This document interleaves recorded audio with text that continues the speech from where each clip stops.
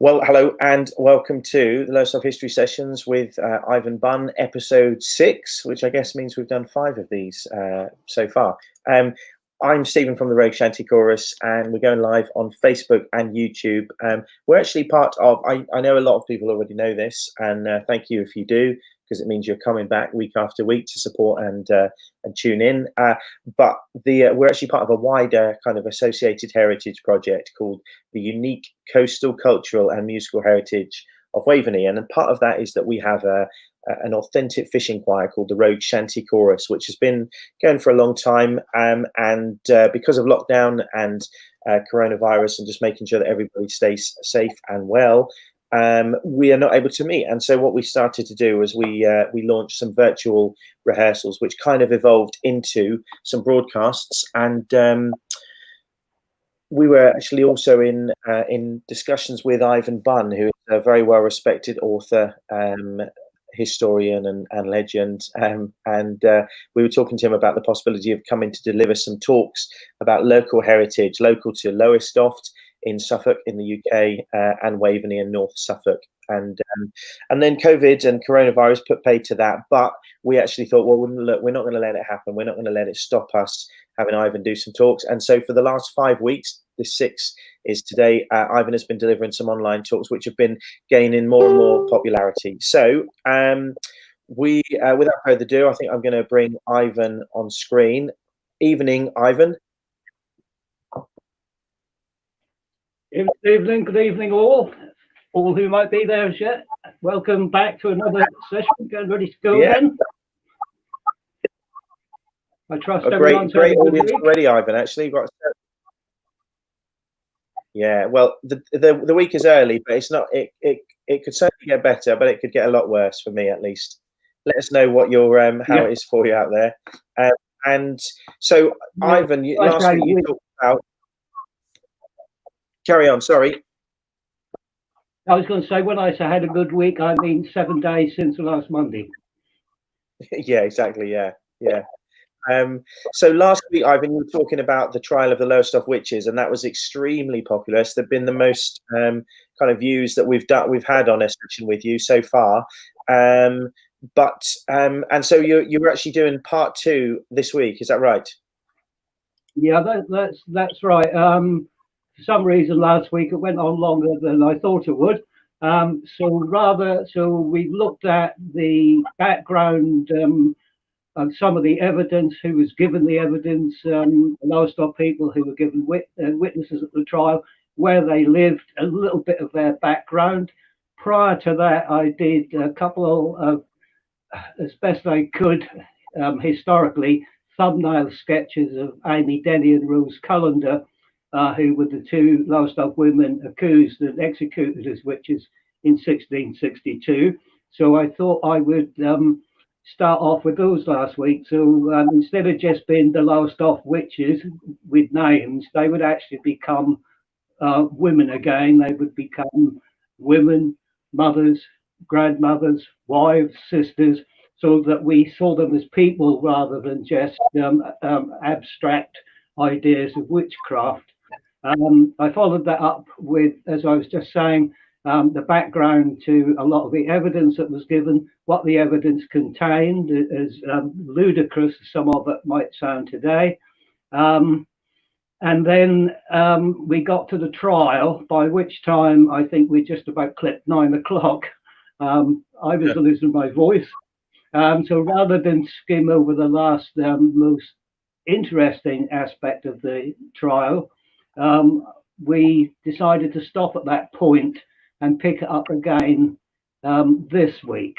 What I intend to do this week is, as well as the trial, as we've looked at 2 weeks ago, we looked at Lowestoft in the 17th century, what the town was like, who was running the town, some of the occupations, with a couple of, I hope, maps that help illustrate the town in the 17th century. Then last week we looked at the evidence, the people involved, but this trial, as I hope to explain at the end of my presentation, had a much wider impact, connotations. So I'm going to bring that in, but I'll leave that until the end. The other important thing about it is some of the great and the good, including the judge and the magistrate, etc., who are involved in the trial. They're important as well, because it shows that this belief in witchcraft went through all levels as well. So what I intend to do before we start, and I think hopefully Stephen got my pictures that I sent him, 3 of them.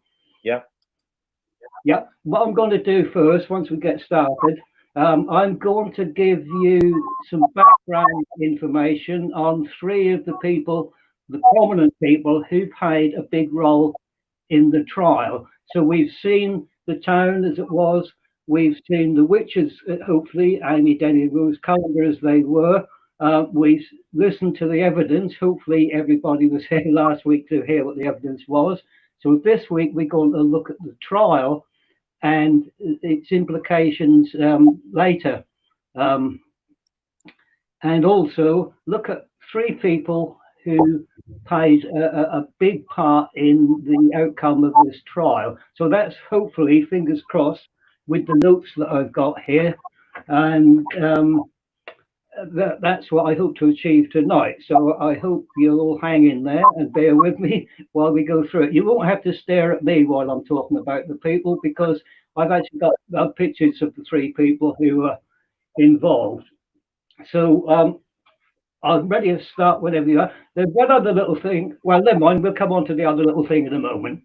Okay. Should we tell them about next week, or are you going to leave that till later, Stephen? No, I think maybe we'll mention it a few times actually. So if you've been tuning in on a weekly basis, thank you very much. Firstly, and please click share. We always say that. You can also always watch every episode, both live and on watch again. But we have been going out weekly, and unfortunately, just due to my schedule, we can't do next week. So heads up, if you're watching this. Depends when you're watching this, I guess, but we won't be here on Monday, the 29th of June. So generally we've been on a weekly basis, but this week, Monday, the 22nd of June, we won't be here next week, Monday, the 29th of June, back on Monday, the 6th of July. And I'll just remind people of that later on as well. Yep. Okay, that's fine. Let's say we haven't fallen out or anything. It's just the hidden schedule makes it impossible for him to do it. And I'm dependent on Stephen for all the technicalities of this thing.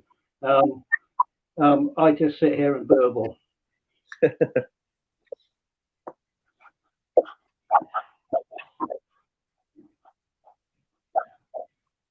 Okay, so Ivan, we've got a few slides I think that we're going to share with people, but they'll accompany your presentation. So are we starting with those, do you think?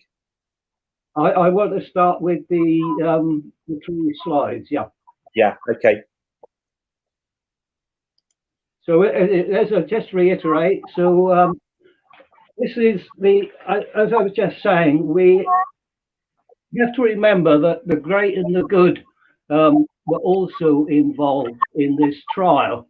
The magistrate who initiated the proceedings after Samuel Pacey, a wealthy Lowestoft merchant who had 2 bewitched daughters, Elizabeth and Deborah, aged 7 and 11, he went to get an arrest warrant because he believed that Amy, Denny and Rose Calendar had bewitched his children. He wanted them arrested and tried. And he went to get an arrest warrant.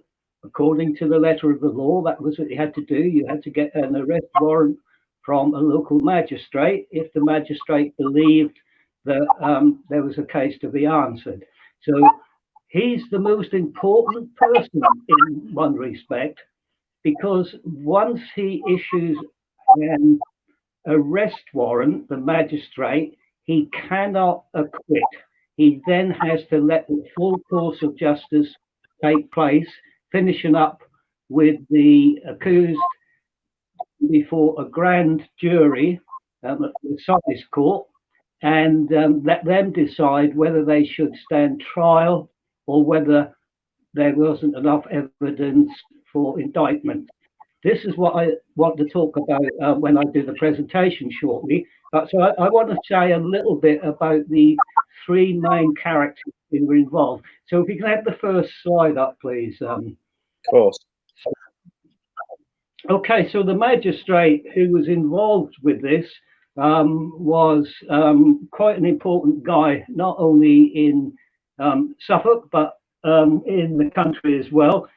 He was Sir Edmund Bacon. He lived at Redgrave, well on the way to Bury St Edmunds, actually. He was 33 years old at the time of the trial, and he was the man who issued the arrest warrant to Samuel Pacey to come back to give to one of the local constables in Lowestoft to place Rose Cullender and Amy Denny under house arrest. And Sir Edmund Bacon came from a very illustrious lineage. His great-great-grandfather was Sir Nicholas Bacon, Lord Keeper of the Great Seal for Queen Elizabeth I. His great-grandfather was Sir Nicholas Bacon of Culford Hall, the half-brother of the Queen's Lord Chancellor Francis Bacon. Sir Nicholas Bacon, Sir Edmund's dad, was the first person ever to be created a baronet when the title was established in 1601. And he is, and his descendants, we still have a premier baronet, and it's still, it was last time I knew, Sir Nicholas Bacon. He's still the premier baronet of England. Sir Edmund actually inherited the title from his grandfather in 1655 because his father predeceased him. He was born in Redgrave Hall, 1628, baptized in the parish church there. We know little about his life. In 1615, at the age of 22, he married 16 years old Elizabeth Crane, the daughter and co-heir of Sir Robert Crane of Chiltern Hall in Suffolk.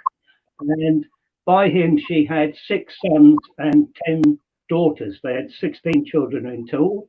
In 1660, he was the commander of the Suffolk militia, and you can see him in this painting, which still hangs in Culford Hall. And belongs to the present baronet, and he was good enough to let me make a copy for my book. And he was also related to Lord Cornwallis, who was also present at the witch trial. As I said, we don't know that much about him in many respects. I've been able to do a lot of research into him. He died on September 12th, 1685, and was buried in the Bacon family vault in St Mary's Church at Redgrave. In the vault, this is quite interesting. In the vault, under a small marble tablet, there is this inscription, and given his role in the witch trial, particularly as he was the one that issued the arrest warrant, he needn't had to have done that. It says, "In the vault under this marble lieth the body of Sir Edmund Bacon. He lived in the love and honourable esteem of his country, loyal to his king, constant to the government in God and state. A generous colonel, a good magistrate, a just man, learned and most accomplished gentleman, and died a pious Christian." So that's the magistrate who actually set the trial proceedings, who kicked off the trial proceedings when he issued the arrest warrant. Ironically, in that same church, not far from this inscription to Sir Edmund Bacon, is a sumptuous monument to Lord Chief Justice Holt. He had purchased Redgrave Hall from the Bacons in 1710, and the irony here is that Holt, as a judge of the King's Bench in the 17th century, late 17th century, he was very, very instrumental in bringing a swift end to the witch trial craze. And so he was just acquitting everybody who was brought before him. And he is reckoned to be one of the main instigators to get the Witchcraft Act, under which Amy Denny and Rose Callender were hanged, repealed in 1736. So that's our magistrate. There is a question begged here as to why Samuel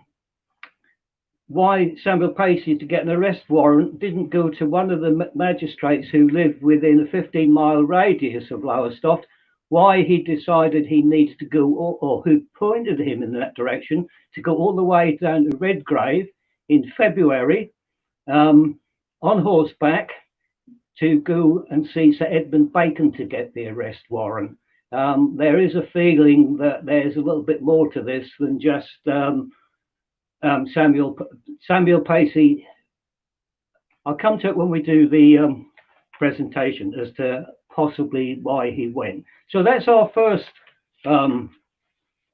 celebrity. Should we call them celebrities? They probably would have been in their day.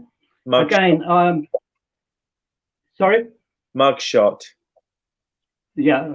Next mugshot, please. Yeah. Okay. This is the most important man in the trial. He is the presiding judge. This is Sir Matthew Hale. He was 52 years old when he sat in judgment over Amy Denny and Rose Callender, and found them guilty, or the jury found them guilty, and he sentenced them to be executed. So if you want to say it in a way, their blood is on his hands. He was a very, very important judge in English jurisprudence. His biography is very long. I don't want to spend too much time talking about him, but again, he entered Magdalen College, Oxford in 1626 and chose law as a profession. He was admitted to Lincoln's Inn in 1628, called to the bar in 1638, and according to his contemporaries and people who know far more about the law than I do, he proved to be an able and proficient lawyer who, despite his Puritan upbringing, remained unpartisan during the English Civil War, acting on behalf of the parliamentaries and royalists alike.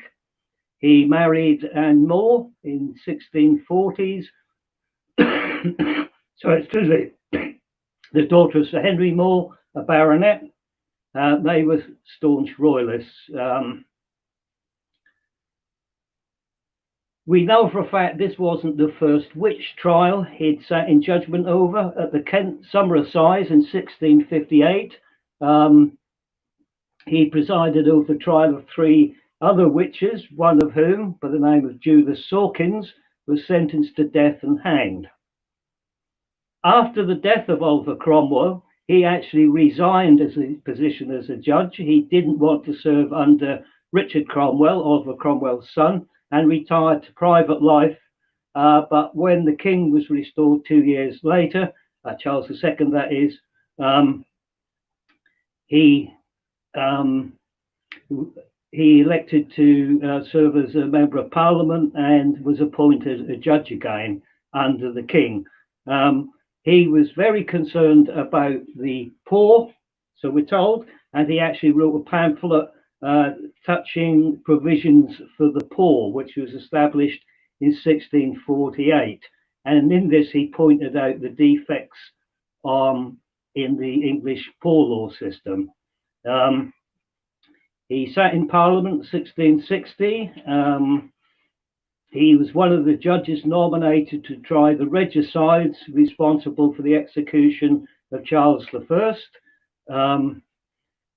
In November 1660, he was elevated to the rank of Chief Baron of the Exchequer, which is the second highest legal position below Lord Chief Justice of England.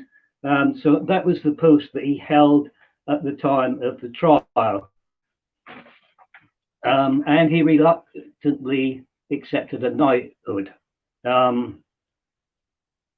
4 years after the trial of Amy and Rose, he tried 2 more women for the same crime, witchcraft at Lancaster, one of whom was also sentenced to be executed. Although Hale, who believed in witchcraft, was responsible for the deaths of at least 4 women for that alleged crime, he was also known, ironically, for his religious tolerance and understanding. His contemporaries, his biographers, described him as a man renowned as a kind human and a compassionate jurist.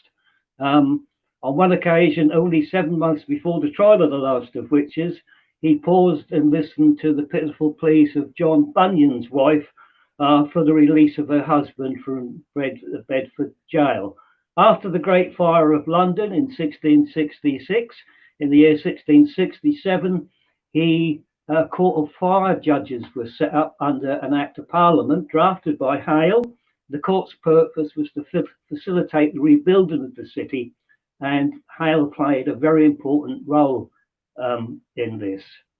It was here he met and struck up a long-lasting friendship with Richard Baxter, an outspoken Puritan and author of a book called The Certainty of the World of Spirits, of which I'm going to touch on later. 4 years after that, 1671, he in turn became Lord Chief Justice of the King's Bench, in other words, the highest judge in the country, and retired in 1676 for his ill health. He's best known for his scholarly works on criminal law, some of which are still consulted today. One was called Pleas of the Crown, and also another one, The History of the Pleas of the Crown, in 2 volumes. Very boring reading, believe you me. And his other one was The History of the Common Law in England, which is said to have been a pioneer work on the subject.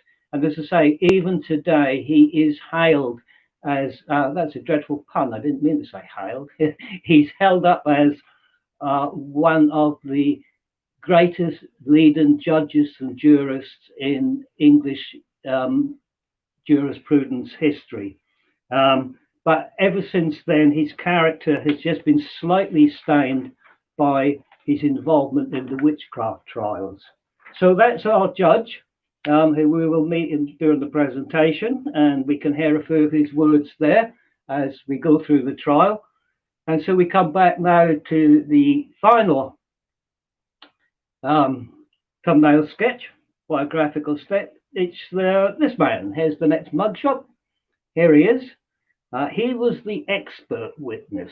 I'll tell you more about his expertness because he was actually at the trial. This is Sir Thomas Brown, or simply Thomas Brown as he was at the time of the trial. He hadn't been knighted, and he was 56 years old at the time of the trial.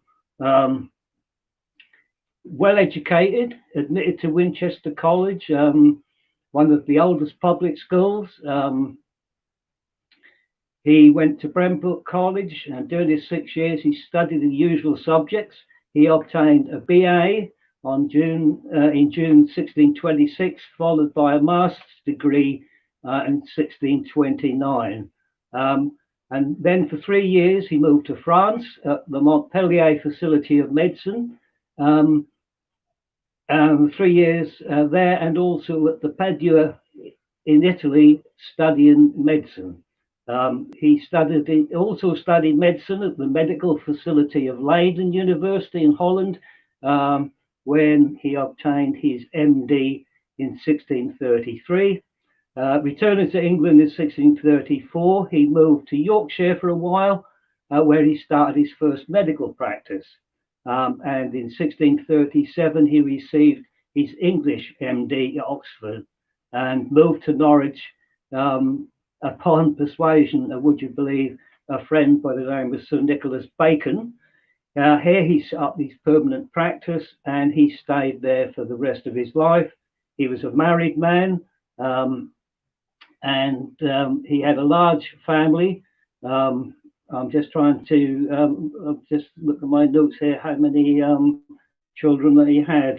He had 12 children, that's correct, yeah? So he was a family man, a very erudite, clever man. He wrote many, many books, many works, but he said that he believed in the existence of witches, as he said at the trial.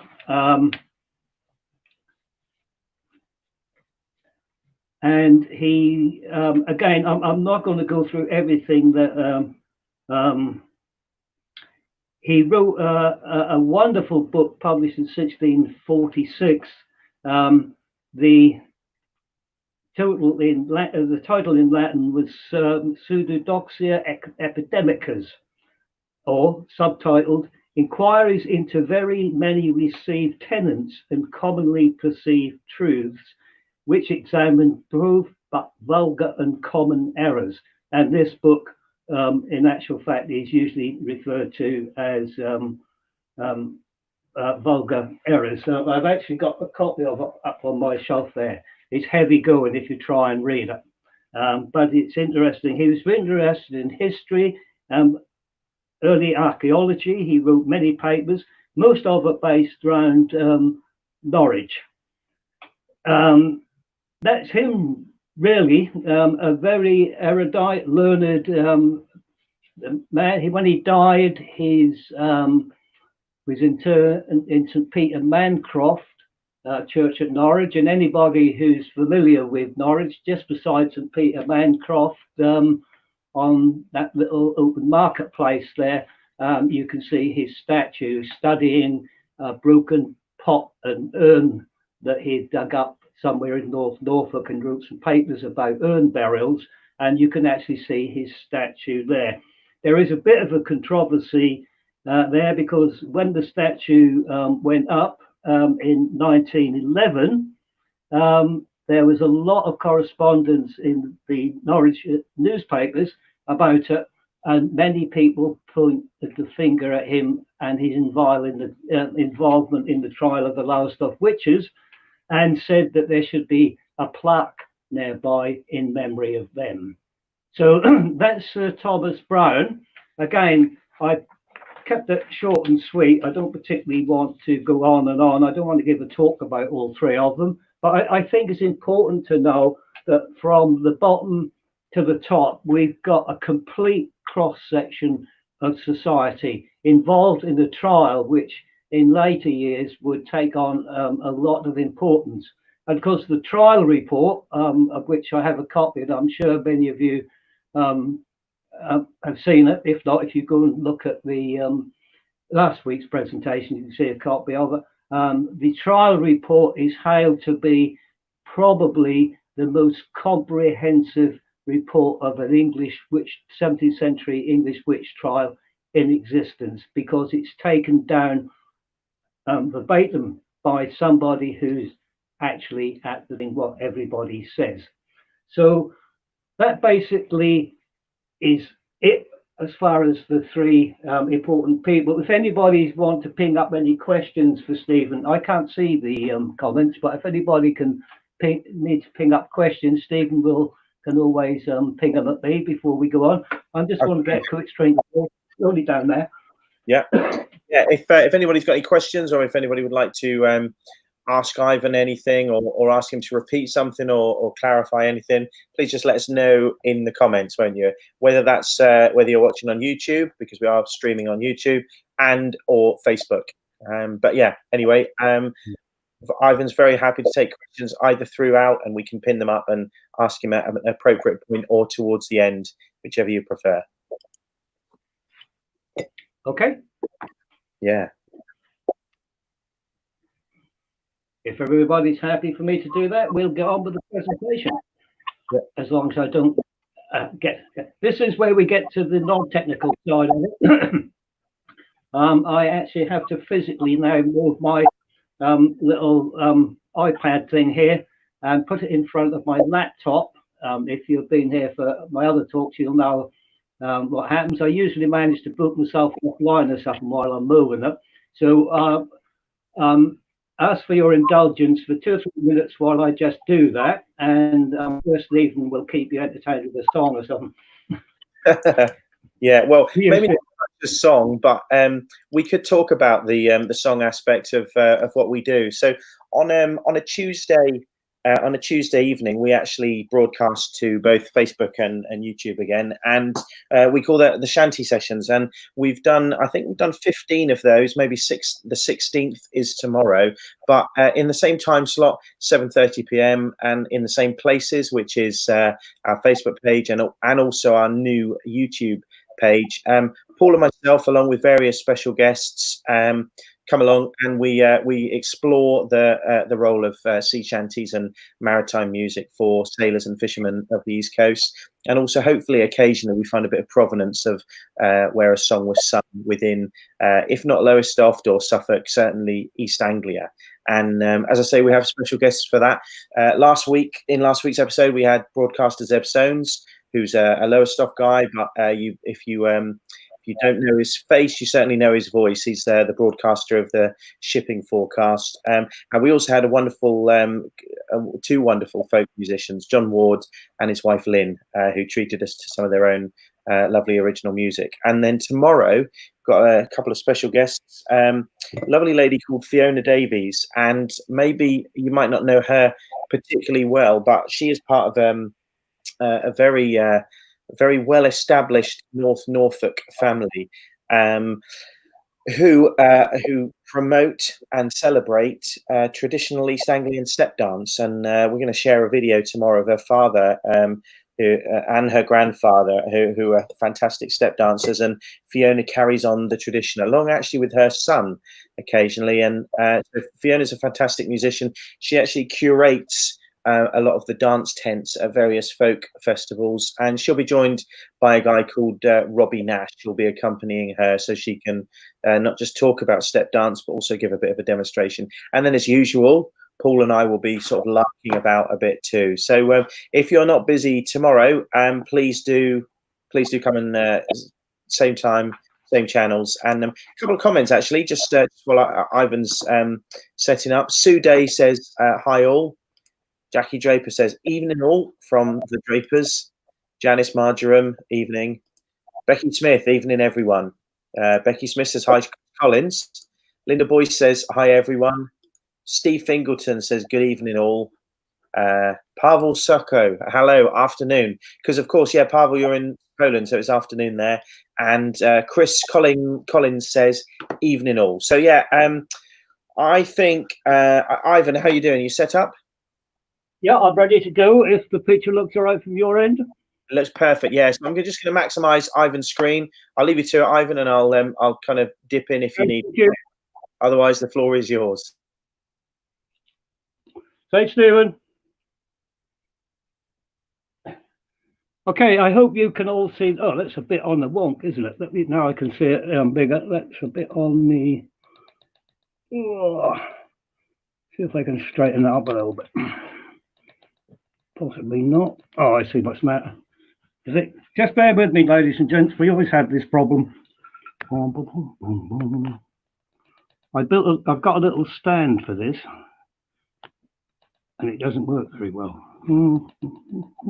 I tell you what, Ivan, just in that, I'm going to bring a comment in, and that's Chris Collins, who says Norfolk step dancing is brilliant. And actually, well, Chris, if you're not busy tomorrow evening, Fiona is, I think, considered one of the foremost step dancers in the country. We've seen her at various folk festivals, and in fact, she curates the dance stages for several. Ely is one of them, also Folk East, and more as well. And we've kind of twisted her arm and her leg to give us a bit of a demonstration. So you will enjoy that for sure, I'm certain. If you're not busy, do join in tomorrow night at 7:30 p.m. Back to you, Ivan. Sorry. Stephen, no problem. No problem. We got to keep the wheels turning. Now that looks about as good as I'm going to get it. So I now intend I hope everyone can hear me okay. You haven't got to look at me, fortunately. I now intend to run through the trial, but those of you who watched the first half of the presentation last week, I finished 3 slides into the story of the trial. So what I've done this evening, I've started by backtracking to the start of or 3 slides before I finished last week, just to put the trial into some context. I hope you can see the screen very clearly. This is a very, very primitive way of doing it. You'll actually look at the screen of my laptop here, and so unfortunately the definition, because it's gone through the camera on my little iPod thing, or whatever you call them here, it's not that high. But so no more ado, let me try and talk you through it. So first of all, as I have said before, I said last week, and I'll reiterate now, the trial took place, as did all witchcraft trials after 1604, under an Act of Parliament passed by James I in 1604, the Act of Parliament which made to carry out witchcraft, acts of witchcraft, illegal and a felony, was entitled An Act Against the Conjuration, Witchcraft and Dealings with Evil and Wicked Spirits. So it's a felony. It's not a heresy as it was on the continent. It's a secular crime, not a religious crime. And the other thing to remember is as well that it was not a crime to be a witch. There was no statute that said it's a criminal offence to be a witch. The criminal offence happens when they could prove that you were using your witchcraft to injure somebody, damage property, bewitch crops, whatever. So if it was malefic witchcraft act, then you were a felon, as if you were a murderer, a rapist, an arsonist, etc., etc. So Amy Denny and Rose Cullender were not tried for being witches. They were tried because they'd used their witchcraft to injure and maim and kill people in the town. So that's why they're being tried. The other thing had to be established, and that's what the magistrate tried to do when he was in Lowestoft, as we saw last week. He had to establish, first of all, whether there was enough evidence to prove that they actually were witches. And he obtained that information. His clerk, a hearing in Lowestoft that took place on February the 2nd, 1662, not long before the trial at the Assize at Bury St Edmunds, made notes about what the witnesses said to the magistrate, and these would be passed on to the court. So that's the trial. That is very briefly the background to it. And the trial, this is the gentleman we met just a short while ago. The trial was held at Bury St Edmunds, and it commenced on the 10th of March 1662, before, as I said a little while ago, Sir Matthew Hale, the Lord Chief Baron of His Majesty's Exchequer. It was the Assize Court, part of a Assize circuit called the Home Circuit.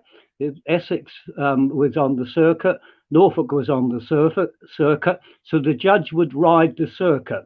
There's only 2 assize courts in a county in any year.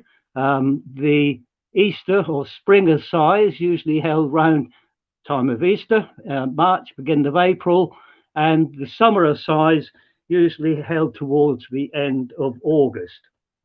That was the only place there. So had Amy Denny been accused, shall we say, in May 1662, they'd been shut up in prison until August to stand trial. It's not quite a coincidence that everything happened so quickly once Samuel Pacey, the merchant of Lowestoft, galloped off to Redgrave to get the arrest warrant. So that's basically the trial. And it was not a kangaroo court. This was done with the full panoply of the law, with the majesty of the law. There was a great feast day when the assize judge arrived. He arrived on horse in his carriage, without riders. There were drummers beating him into town. There would be a great feast in the town for him, on by the burghers of Bury St Edmunds. There was a great service in the church there. And so it is a big event. Assize Week, the assize towns, was a big deal. It's not a piddly little thing. And the courtroom, sorry, please excuse me. The courtroom was quite a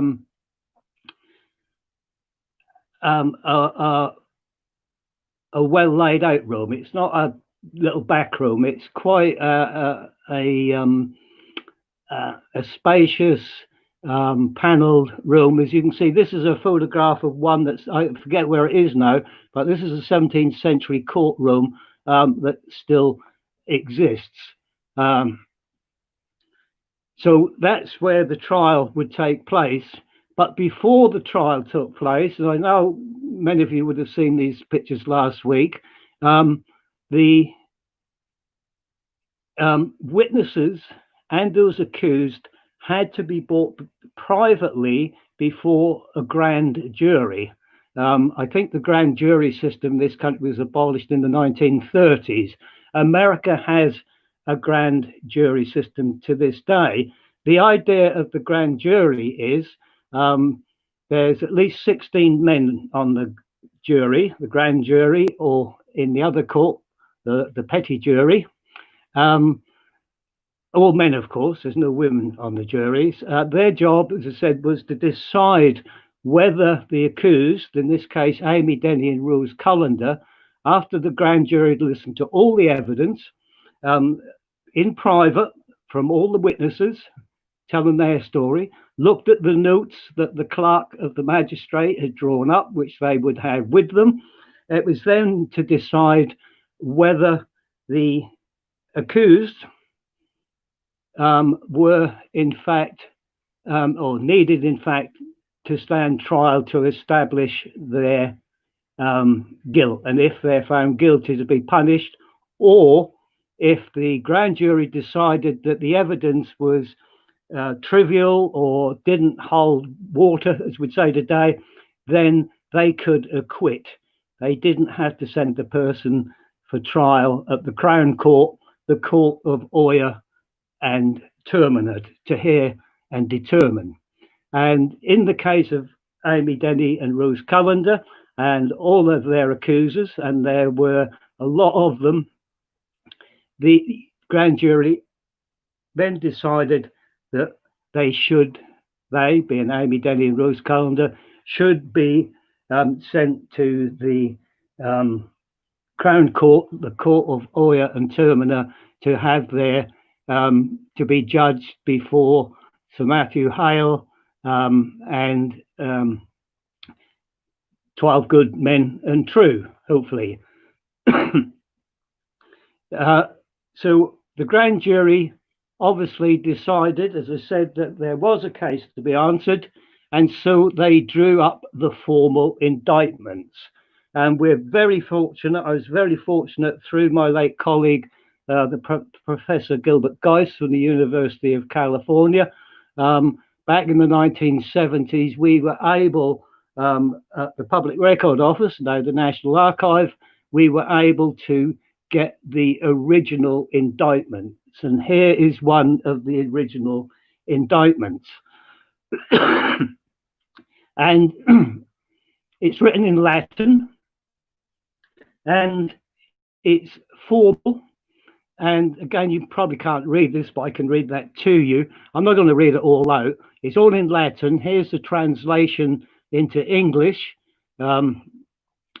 And it starts off, the king's sworn officers maintain upon their oaths that Rose Cullender, this is an indictment against Rose Cullender on one charge of witchcraft in Lowestoft in the aforesaid county, on widow, on the 2nd day of February in the 14th year of the reign of our Lord Charles II, King, blah, blah, blah, blah, blah, all his titles, being a common witch and enchantress, not having God before her eyes, but moved and seduced by the instigation of the devil, did at the aforesaid Lowestoft in the aforesaid county, violently, unlawfully, diabolically, and feloniously use, practice, and employ certain evil and diabolical fascinations. And just in case nobody can translate the Latin of fascinations, diabolical fascinations, they've actually interlined in there in English witchcrafts, and goes on in Latin and incantations, and they've interlined in there in English enchantments on one Susanna Chandler, spinster, then and there living in the peace of God and the said Lord King. Then it says she was bewitched on the 2nd day of February and greatly wasted in her body and consumed to the injury of the said Susanna.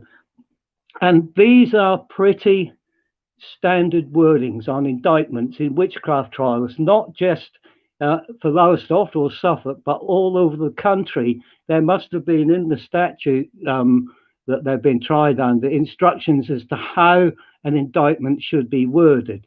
There are hundreds and hundreds and hundreds of these from Essex, and the wording, with some slight differences, obviously the names of the accused, are basically exactly the same. And the way they've been annotated is exactly the same. If my little pointy thing here works, my little red light, if you look, I hope you can see that across the top there in a very tiny, crabby little hand, somebody has written something. That somebody is the clerk of the court. And he's recording the progress of the trial, if you like.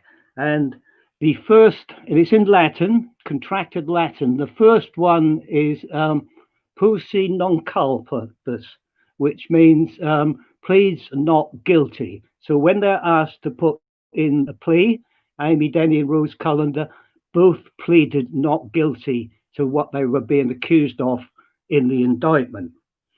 When the trial proceeds and it reaches the end, and the verdict is reached, the next little bit that's been written in there is cul, short for culpabilius, which means guilty now. The next one tells us a little contraction. I forget actually. It's Carnala. Off the top of my head, it's gone. Wrong time of the day. But had they been wealthy people, they would have forfeited their goods and money to the crown. But it says they have no goods or chattels to surrender.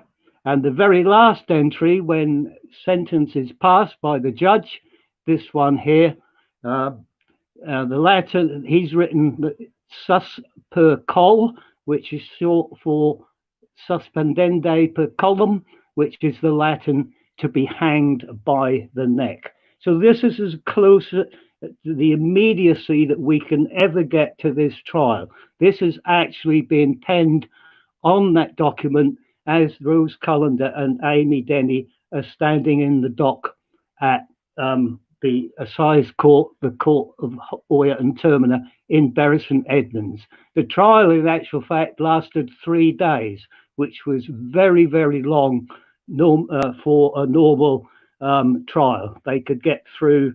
There was other people tried as well before them. They were whipped through right quickly, but this trial lasted a long while, and we might see why in a moment. However, that's the indictment against Rose Cullender, but that's not the only one. There were, in fact,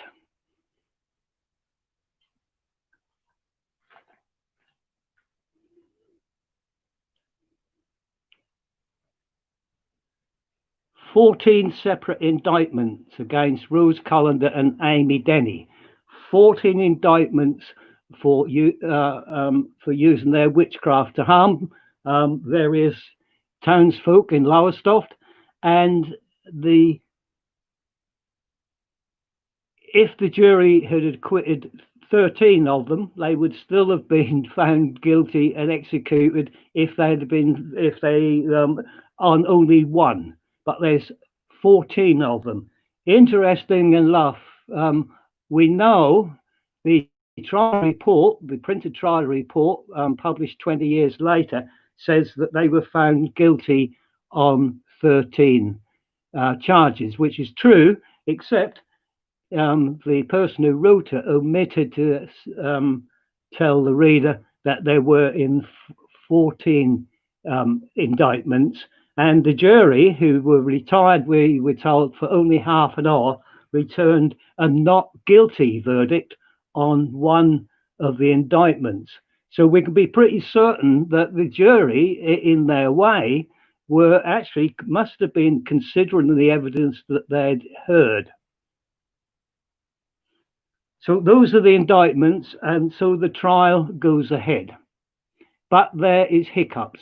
The witnesses, all of the bewitched girls, most of them, I think there was 2 of them, couldn't be taken to Bury St Edmunds because they were too ill.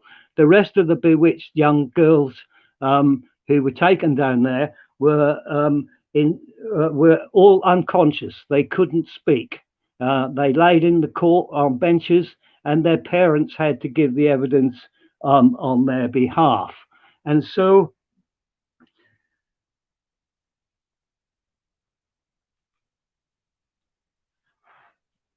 they tried an experiment.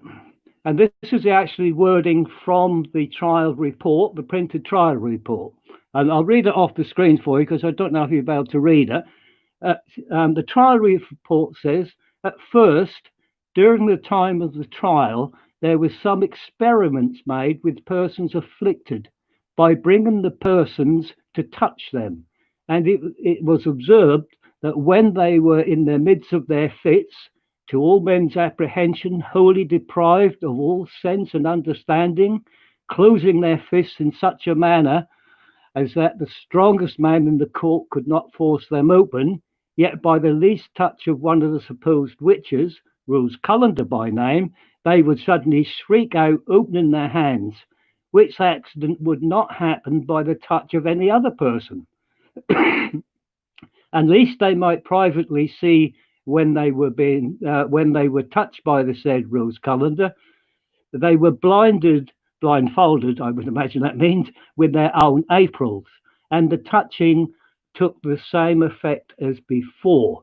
So they're actually experimenting with these girls to see if they're imposters. Then the report says there was an ingenious person that objected that there might be a great fallacy in this experiment, and there ought not to be any stress put upon this to convict the parties, for the children might counterfeit this, their distemper, their illness, and perceiving what was done to them, they might in such manner suddenly alter the motion and gesture of their bodies on purpose to induce persons to believe that they were not natural, but wrought strangely by the touch of the prisoners. So somebody's saying, hang on a minute, if they know they've got to be touched by a witch, if they're imposters, if they're only pretending, they're going to jump up, scream and shout, and etc., etc. Somebody's objected to that. So Sir John Keeling, a sergeant at law, that's sort of one rank below a judge, he's a lawyer, he said, and I'll read from the trial report again because you can hear it in the words of the day, wherefore, to avoid this scruple, i.e. that the children were impostors, it was privately desired by the judge that the Lord Cornwallis, Sir Edmund Bacon, and Mr. Sergeant Keeling, and some other gentlemen there in the court, would attend one of the distempered persons in the farthest part of the hall while she was in her fits, and then send for one of the witches to try what would happen, which they did accordingly. And Amy Denny, they call her Amy Dooney in the trial report, and Amy Denny was conveyed from the bar and brought to the maid. They put an apron before her eyes, that's the bewitched girl. Then one other person touched her hand. So she thought she was going to be touched by a witch, apparently, whereupon somebody else touched her hand, which produced the same effect as the touch of the witch did in the court. So the report goes on to say, whereupon the gentlemen returned, openly protesting that they did believe the whole transaction of this business was a mere imposture. In other words, the girls were being faking it. This put the court and all the persons into a stand. Now, our learned Sir Matthew Hale, you would have thought at this point, would have adjourned the court and taken this further. But he didn't. He called up, remember this guy? Sir Thomas Browne, who in one of his books actually said he believed in witchcraft. And he was asked to give his opinion. And he said, probably to impress the court, that he'd seen very similar cases to this when he was living in Denmark. And he was convinced beyond doubt that the girls in the court were indeed bewitched, and probably Amy Denny and Rose Callender were guilty of it. And he justified the action by how the judge allowed this to stand, I don't know. But then, of course, we've got the expert here, haven't we? He said this was even further proof that the girls were bewitched at the instigation of the devil through the witches, and the devil had actually persuaded the girls that they were being touched by the witches when they actually weren't being touched by the witches. And he said such was the power of the witches and the devil to kid these youngsters into believing that they were being touched by the witches when they weren't. And the judge accepted it, and he allowed the trial to continue.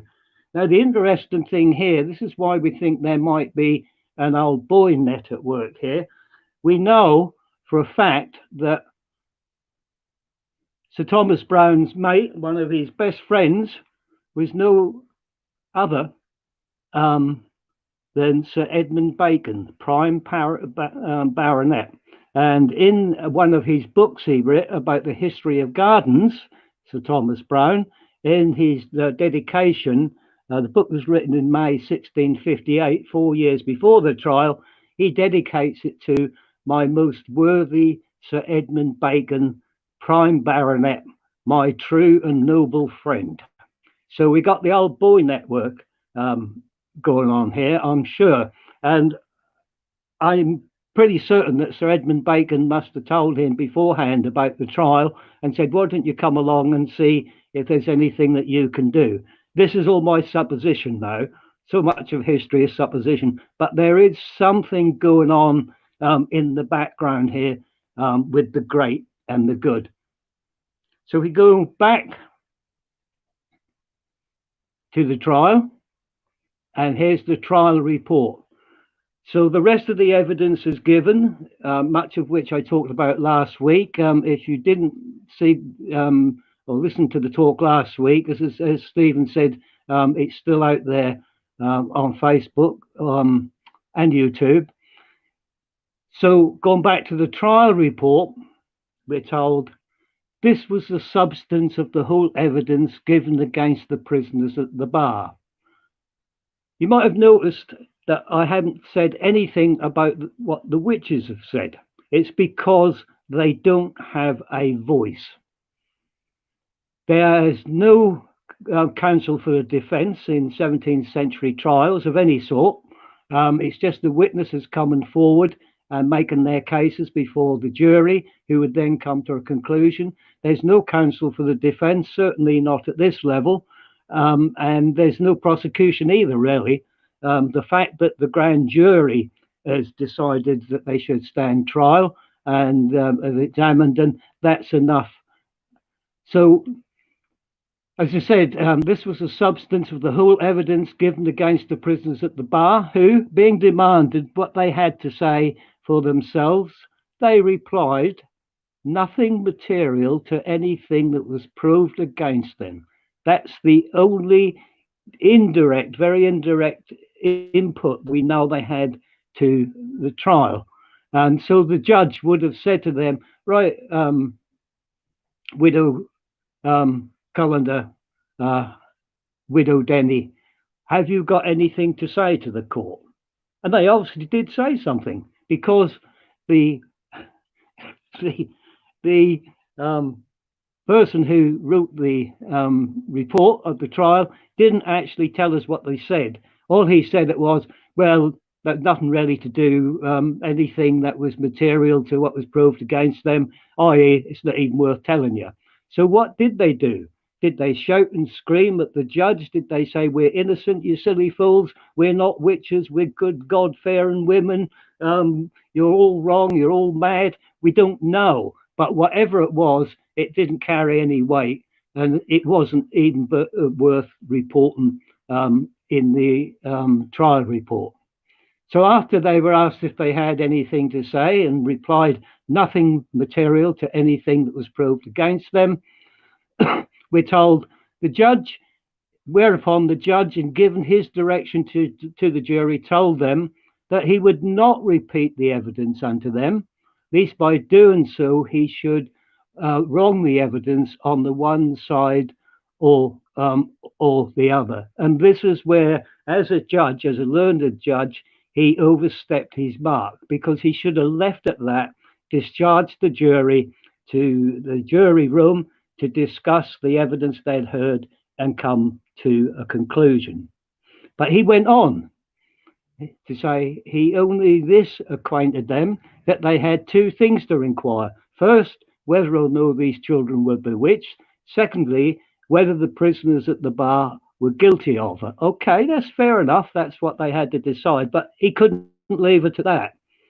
And then he said that there was such, and then he gives his personal opinion as a very learned judge of the day, that there were such creatures as witches, he made no doubt at all. For first, the scriptures had affirmed so much, so you can read about witches in the Bible. There's one chapter, one verse that actually says, "Thou shalt not suffer a witch to live." And secondly, the wisdom of all nations had provided laws against such persons, which is an argument of their confidence of such a crime. And such had been the judgment of this kingdom, as appears by the Act of Parliament, which had provided punishment proportionately to the quality of the offence. So what he's saying, look, very learned people have drawn up laws against witches and witchcraft, so therefore there must be witches and witchcraft. Otherwise, learned people wouldn't have drawn them up. These women have been tried by one. And then he went on and he desired them to strictly observe their evidence, and desired the great God of heaven to direct their hearts in this weighty thing that they had in hand. For to condemn the innocent and let the guilty go free were both an abomination in the Lord. That's his religious side coming out of him there, I'm sure. And so the jury retired, and half an hour later, we're told, with this short direction, the jury departed from the bar, and with the space of half an hour returned and brought them in both guilty upon the several indictments, which were 13 in number, whereupon they stood indicted. It hasn't mentioned the fact that they found them not guilty on one of the indictments. In conclusion, the judge and all the court were fully satisfied with the verdict, and thereupon gave judgment against the witches that they should be hanged. They were much urged to confess, but would not. Justice, if you can call this justice, was swift in the 17th century. That morning, that's the morning of the 13th March, we, That's a bit of a giveaway for the person who wrote this pamphlet, because he was part of the judge's party, apparently. We departed for Cambridge, but no reprieve was granted, and they, that's Amy Denny and Rose Cullender, were executed on Monday, the 17th of March following. But they confessed nothing. So they went to their death protesting their innocence.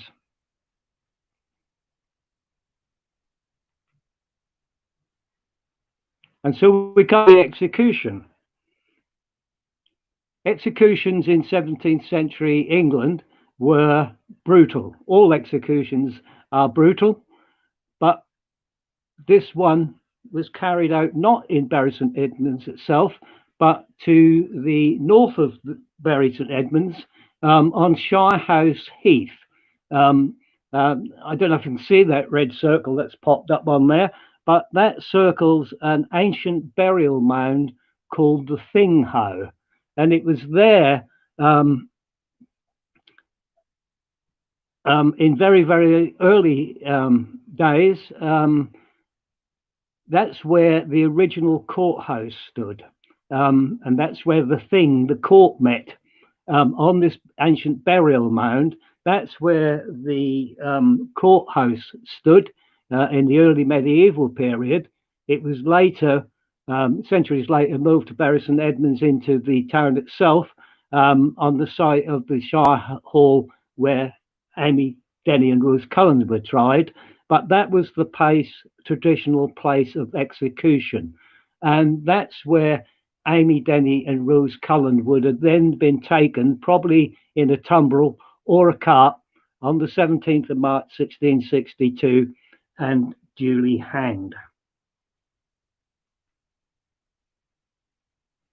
The closest you can get to the site today is here. It's not far from this little clump of trees that the Thing How once stood. So again, finding the exact site of the execution seems to be nigh on impossible today, but this is very, very close to the spot, judging from maps, aerial photographs, and a visit to that area.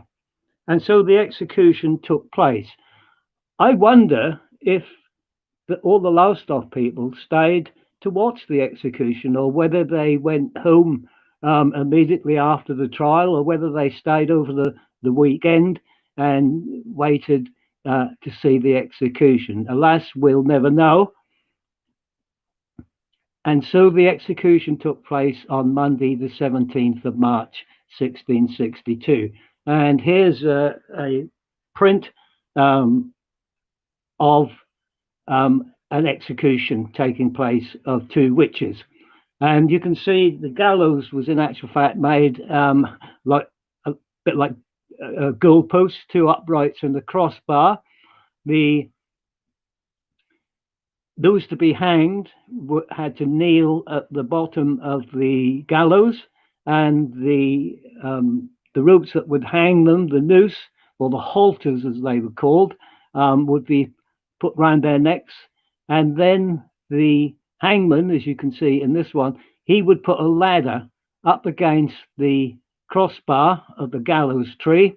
He would go up the ladder with one of the accused, and they're not being executed like this because they're witches. They're being executed like it because this was the common form of hanging back in the 17th century.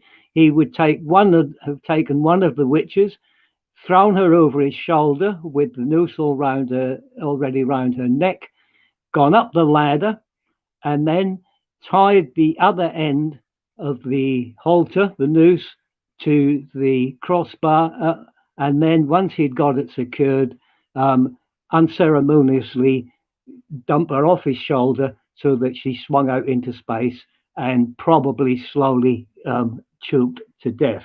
And here you can see, I hope you can anyway, you can see you've got on the left-hand side on horseback two magistrates, probably making certain that the sentence is carried out correctly. The guy at the back here, he's the bellman, and he's got a paper in his hand, and he will be ringing his bell and telling everybody why these felons are being hanged. And here at the front is two pikemen who are just guarding to make certain that the public execution goes off correctly. We don't know exactly if this is how Amy Denny and Rose Cullender were hanged. Sometimes, if their family could run to her, they would actually be stood in a horse and cart underneath the gallows, the rope tied to the top, then the horse is whipped and pulled the cart away from under them and hanged them that way. But this was the commonest form of execution. And of course, being ungodly people, there would be no religious ceremony, last rites, or anything for them. They would go to their grave with no Christian send off whatsoever. So coming almost to the end now. What happened to the bodies? We don't know what happened to the bodies. They're buried in unconsecrated ground.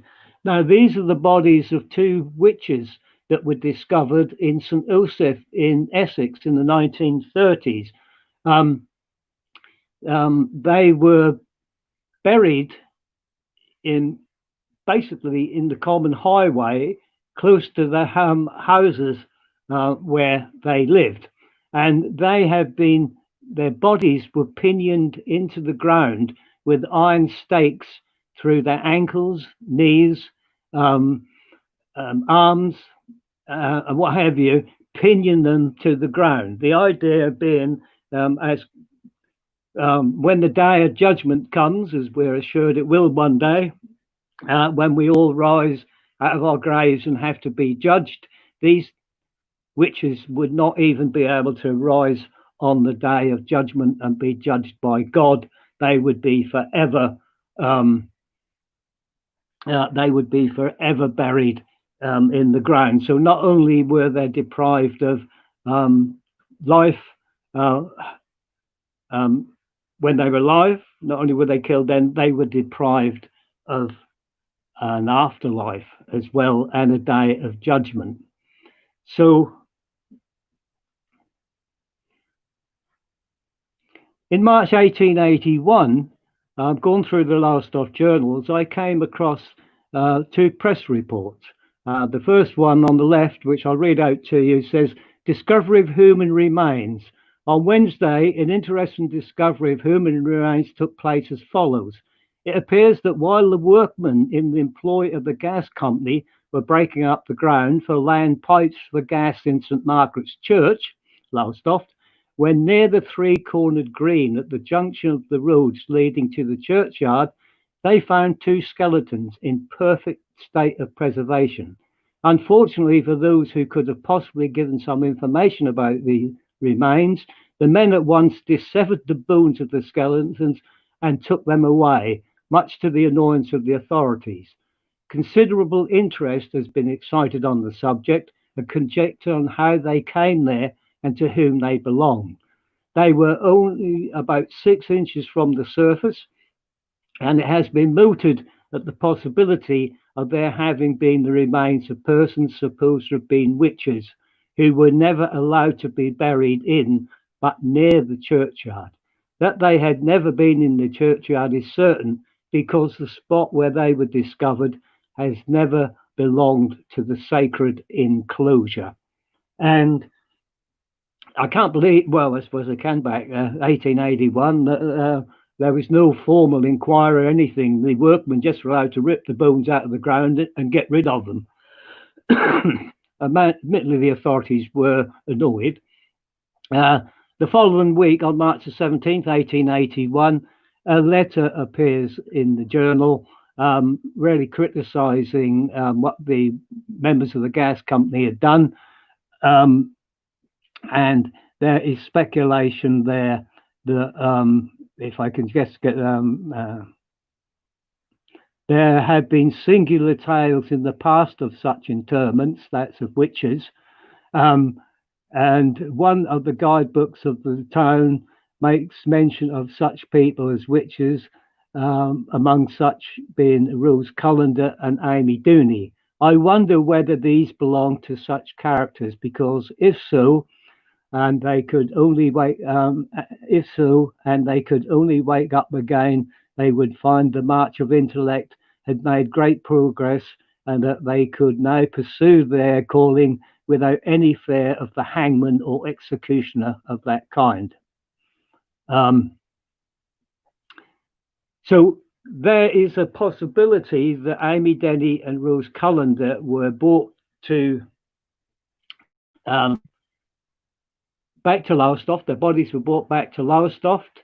We know they were escorted down by two constables, two local constables. Perhaps a provision was made to bring the bodies back.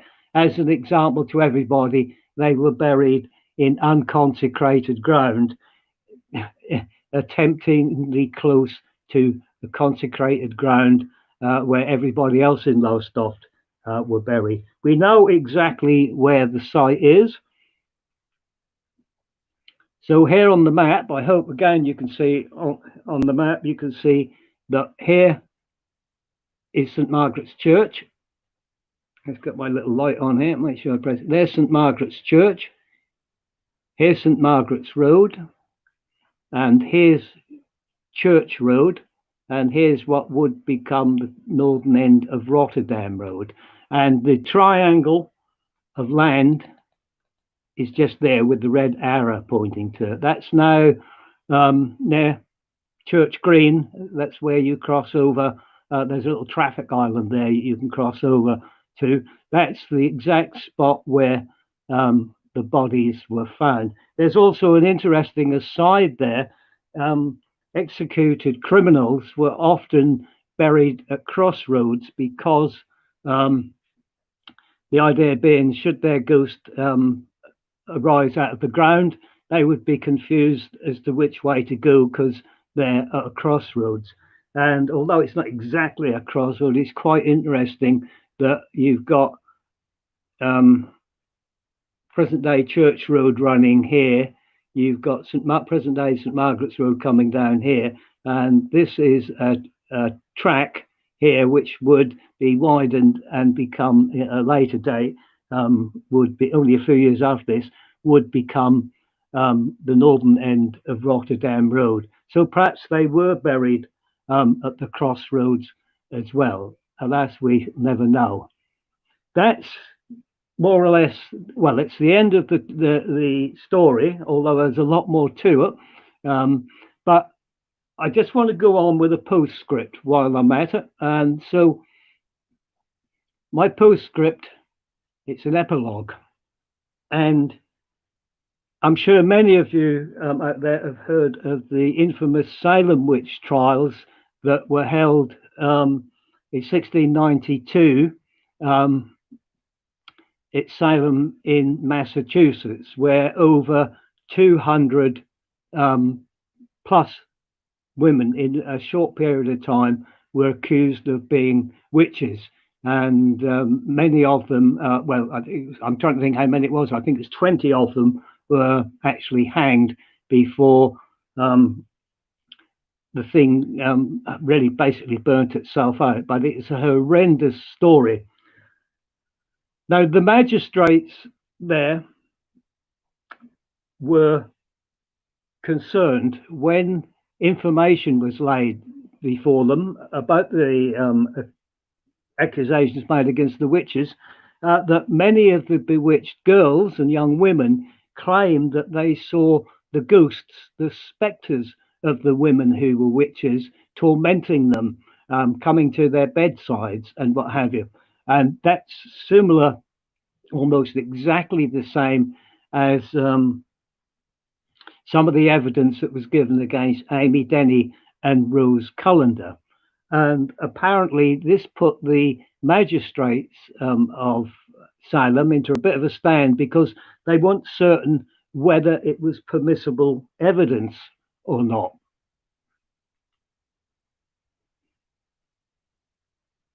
Now, this guy, the Reverend Cotton Mather, he was actually there when the trials and the accusations were made. And the following year, 1693, he published this book, The Trials of Several Witches Lately Executed in New England, Wonders of the Invisible World, being an account of trials of several witches lately executed in New England by Cotton Mather, 1693. And it's quite fascinating because here's a extract from it. First of all, he says, a modern instance of witches discovered and condemned in the trial before that celebrated judge, Sir Matthew Hale. It may cast some light upon the dark things now in America if we just gave a glance upon the like things happening in Europe. We may see that witchcrafts here, in America, most exactly resemble the witchcrafts there in England. And we may learn what sort of devils do trouble the world. And he goes on to say that now, one of the latest printers' accounts about a trial is that of what was before him, and it ran on this wise. And he gives the details. So it's the same trial report that we've been studying for this story. And it is here the rather mentioned because it was a trial much considered by the judges of New England. And he goes on to say, I think I had a highlight on here somewhere. Yeah, it was a trial much considered. They had a copy of the Trial of Witches pamphlet in Salem, New England. And he actually goes on to quote from the trial report, and he tells us Rose Callender and Amy Denny, etc., etc. So it could be argued, and I think I would argue, that had the judges not studied that pamphlet, which we're told was studied very closely by them, had Matthew Hale acquitted the Lowestoft witches, if they'd never been brought to trial, if the Trial of Witches pamphlet had never been printed, there is a possibility, I won't go so far as to say a probability, but certainly a possibility that the judges in Massachusetts, in Salem, Massachusetts, in New England, would have rejected the spectral evidence, and the whole episode would never have taken the place because they would have thrown out the accusations made against the women and men who were accused of being witches in Salem. We'll never know that, but it's always going to be a point to consider. With that, that's basically brought me to the end of the witch trial, the trial of the Lowestoft witches. Like everything else, it's a very complex story.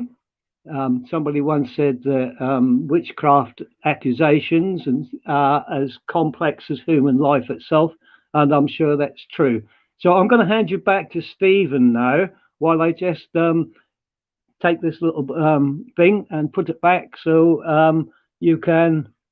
I can talk to you face to face again, except I can't see your faces. Well, Ivan, it's not actually just Stephen. I've got a little guest here who just won't sleep. He can say hello. We've actually got many comments, although we have got someone from South Cumbria watching, and I don't know. I think I've seen that name on the thread before, but I was kind of listening in and out of baby cries, and as usual, I found it fascinating. So I guess if we are drawing to a close, we'd love to know what anybody thinks. But it is just a reminder, really, that last week's session is a direct kind of preclusion to this. So maybe if you haven't, either if you're watching this late or you joined late, go back and watch episode 5, because that is part 1 of the Lowestoft witch trials, and I guess both of these live in or can be watched in tandem. But certainly, as we said with everything else, you can certainly watch all the others as well. There's the previous 4, which are all fascinating. And yeah, a couple more comments actually. Then Heather Mitchell, great info and talk. Sorry, late. Hope video is available. Yes, Heather, it will be after we've finished here. It'll be available to watch on the Facebook page and the YouTube. But I'm not sure if you've just joined, Heather. But I just said we'd recommend that you also watch episode 5, because that was Ivan talking about the first part of the trial of the Lowestoft witches. And comment here from Nadia Leaper. Ivan, she says, first one I've tuned into, but that was amazing, extremely informative. Thank you. Well, Nadia, if this is the first one you've tuned into, definitely check out the others, because there's 5 others, and we're here in 2 weeks. We're not able to come next week because of my schedule, as we normally do, but we're back in 2 weeks.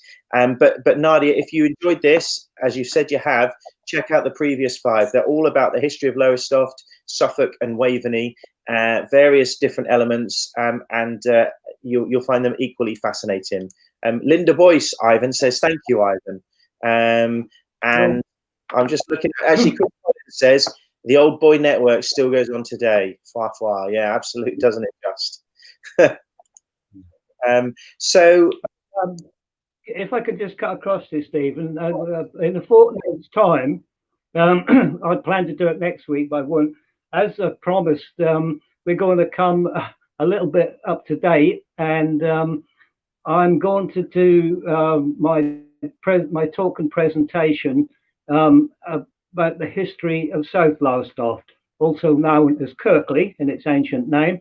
I've got a presentation that I'm sure people both sides of North and South Lowestoft will be interested in, and further afield, I hope. And it's called Putting Kirkley Back on the Map. And it's a look at how Kirkley went from in 1800 having a population of about 70 people, by 100 years later having a population running into thousands and thousands and thousands. And it's my look at my take of how Kirkley evolved in a very short period, the reasons why, using maps and photographs and other primary sources. So that's what I intended to do next week, but I will certainly do that if we spared that long for a fortnight's time. Brilliant. And let me just say, thanks everybody who supported us in the last 6 weeks. I thoroughly enjoyed doing it. It's been very strange sitting here talking to a square little screen. I can't see anybody. But anyway, I'm sure hopefully you're with me in spirit, if not in the flesh. So once again, thanks a lot. Thank you, Stephen, for the invite to come and do this. It's helped to break up the monotony of isolation, and it's given me something to occupy my time, my hands, my brain, and everything else. So yeah, thank you, and hopefully we'll all be back here in 2 weeks' time. In the meanwhile, just take it, go well, stay safe, and hopefully we'll come out of this soon. Thank you. I'm actually just going to bring up a few more final comments, Ivan, because there's some lovely ones. Paul Jervis says, I've lived in Lowestoft all my life and it's brilliant. I've learnt a lot. Nadia Leaper says, I'm already looking at them. Thank you. I guess that's in reference to my suggestion that she checks out your previous broadcasts. Steve Fingleton, Lowestoft, such an interesting history. Thank you. Susan Korkmaz, thank you, Ivan. Always like hearing about the witch trials. Looking forward to Kirkley talk. Linda Boyce, looking forward to hearing about Kirkley. And Heather Mitchell, thanks, Ivan, and the chorus. Yeah. So, well, yeah, Ivan, I mean, you said thanks, but I think a lot of people want to say thanks to you. Another fascinating one. And I was totally ready for this, given the fact that you did part 1 last week. So just a reminder to everyone who normally tunes in, or in fact anyone, whether or not you normally tune in, we've been doing this on a weekly basis, and we still will generally, but next week we won't be with you. Okay, so it'll be 2 weeks time when Ivan's back with episode 7 to talk about I lost my train of thought. Kirkley, south of the bridge. Oh look, there's nice to see a man doing 2 things at a time, Stephen. Yeah, I'm not doing either particularly well, but so this is in reference to our other special guest, my son Joe, who won't go to sleep. But so reminder to tune in tomorrow night. So that's Paul and myself. Plus, we have a wonderful special guest, a lady called Fiona Davies, who is carrying on the Norfolk tradition or the East Anglian tradition of step dancing. She comes from several generations of step dancers, and she'll be giving a demonstration and talking about it. So I think that's it, Ivan. But as always, I'll give the last word to you, if that's all right. Yep, that's fine. Once again, thanks, Stephen, for the invite. I'm only here because you've made it possible. I just really say I really enjoy doing this. I do a lot of public speaking normally. I have done for 40 years. This is just slightly surreal, but I am getting into the swing of it now, and I'm enjoying it. I will offer just a small apology, possibly for the quality of the presentations. I wish they could be a little bit sharper for you, but I hope they do help rather than just having to sit for an hour and look at me while I burble on. So once again, thank everybody for your support. Thank you, Stephen, for inviting me. Thank you for letting me meet your little lad there. And hopefully all been well to see you in a fortnight's time. Brilliant. Thanks, Ivan. Okay, see you later. And thanks for tuning in, everyone. See you next time.